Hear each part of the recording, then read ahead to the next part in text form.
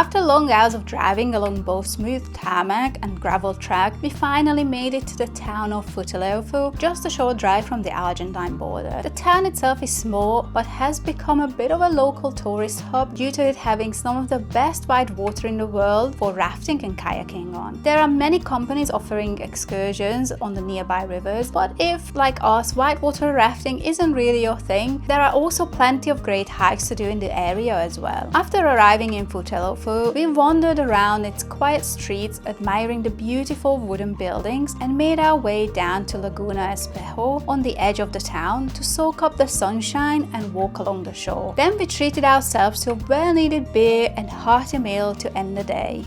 The next morning we woke up to low clouds, which remained set in for most of the day. We got a beautiful sunset in the evening, and the following day we woke up to much clearer weather. Since we now only had one day to explore the area around Futaleufu, we decided to head to the nearby National Reserve to do some hiking. So there's 3 main trails you can do here in the Futaleufu Reserve. One of them is just a very easy one that kind of goes along the river, really kind of scenic, beautiful valley, and at the end of it you sort of get almost to the very border with Argentina. The other 2 is kind of the same trail, but they go up the cliff face up here somewhere.